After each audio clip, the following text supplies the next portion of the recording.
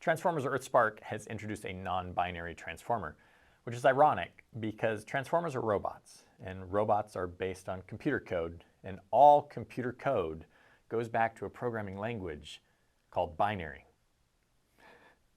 You can't make this stuff up.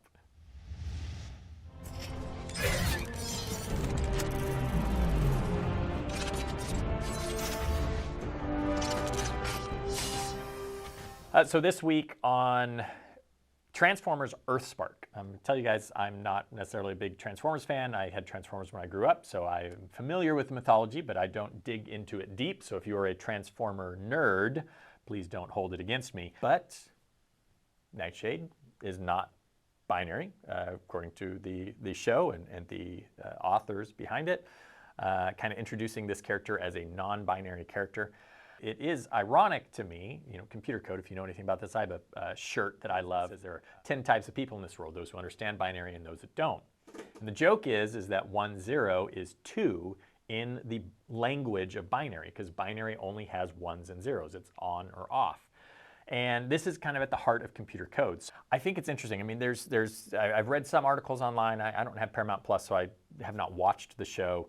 But I've read some articles online about conversations between Megatron and Nightshade where Megatron seems to not be comfortable either or something. But this gets at deeper issues. Megatron is not the only character who's come out as non-binary. We have the prehistoric calf in Ridley Jones on Netflix. We have all kinds of drag queens showing up in Blue's Clues and all this. Feel most myself is to go by the name Fred. That's because I'm non-binary, and Fred is the name that fits me best. Hey, Blue, look at all these families. Hi, families. It's time for a pride parade. It's ironic, we made an advertisement a year ago where we had a mom kind of walking behind the couch, and the children's programming that her son was watching said, hey, boys and girls, did you know that you're neither a boy or a girl? You can be anything you want to be. Hey, children, did you know you're not a boy or a girl? Gender is a state of mind and is created by society.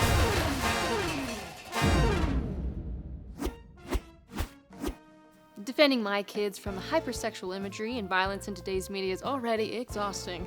But now I have to be on the lookout for ideological agendas being pushed on my 5-year-old from an industry with a, might you say, sketchy moral reputation.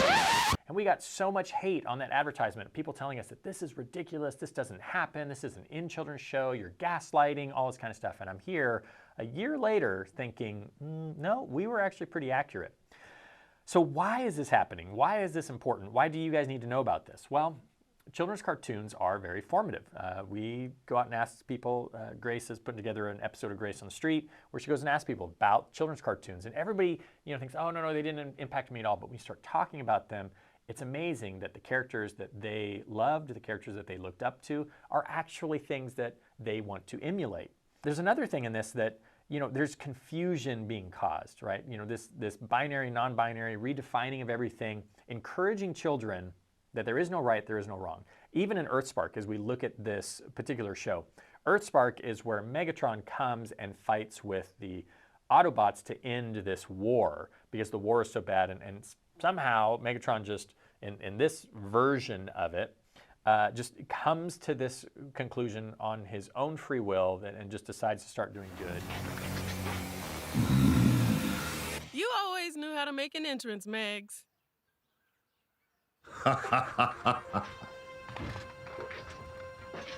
Terror in the skies. Honor in the streets. Platoon Cyberstrike reunited. I heard Ghost wanted you on the team. Well, if it means working with you, maybe it's not all bad.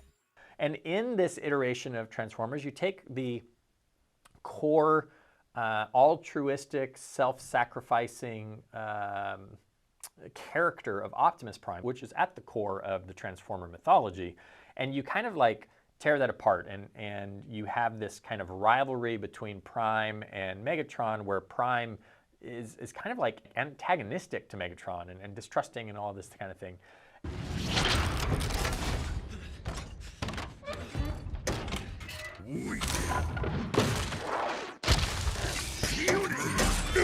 Waste of metal. Junkyard. Decepticons And it's interesting to me because a lot of the mythology that I am aware of, there is an intertwined relationship with Megatron and Optimus Prime in the past.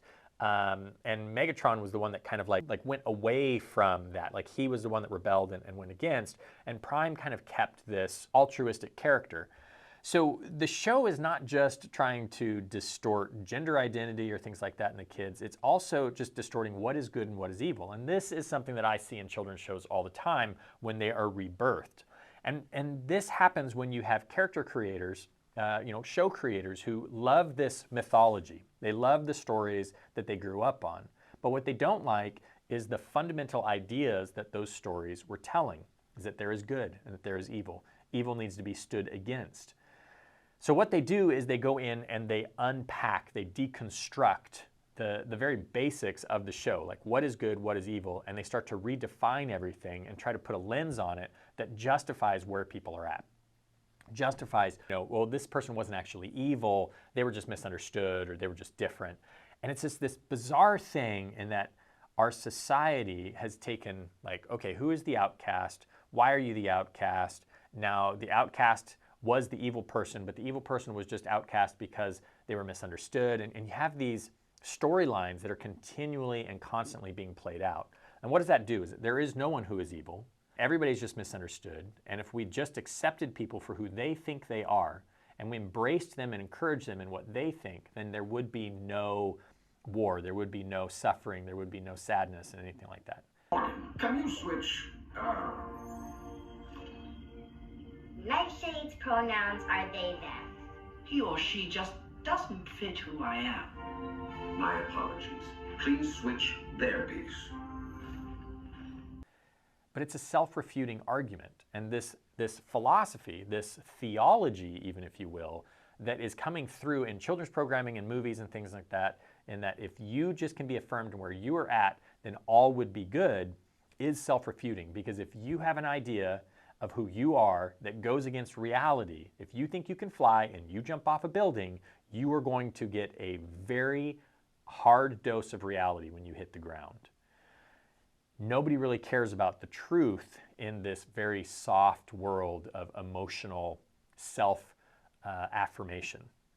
So the deeper philosophies of, Megatron becoming good and unpacking all of these things and, everybody just kind of being who they want to be and this being the ultimate good is toxic and dangerous for children, for adults, for everybody, and it's seeping into our society. This is just the most recent example.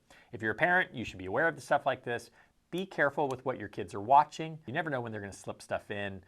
You've got to be media savvy, and it just causes confusion. Why do we need to have conversations with children about sexuality and gender identity and like tampon purchases? I prefer pads. They're more comfortable for me. Thank you. I always get the ones with wings. Thank you. Get unscented and bleach-free if you can. Thank you. Yo, my daughter loves these. Thank you. These might be easier if it's her first period. All of these like weird things that are showing up in kids' cartoons now. If you don't think there's something behind that, I just kind of question why are we talking about it then? Is this appropriate conversation to have with children? If somebody came to your house and wanted to talk to your children about sexual things, would you feel comfortable with that? I wouldn't. I would think that they had some perverse idea going on. If you agree with us, that's great. We love it. If you disagree, that's fine too. You can let us know in the comments below. If you have thoughts to add, we always encourage you to engage with us. Like, share, subscribe to this video. We are here to kind of keep an eye on these things. If there's something that we missed, you should let us know and we'll do a video on it, do a little bit of research, look at the context of the programs that are coming out. We're very specific on kids' content and want to see a redemption going on there. If you want to join us, sign up for our newsletter. Find out more. You can become an investor in Creator Films. You can check out our children's programming that we have in development and lots of wonderful announcements coming up in the weeks and months ahead. So God bless you guys, and we hope to see you in the next video.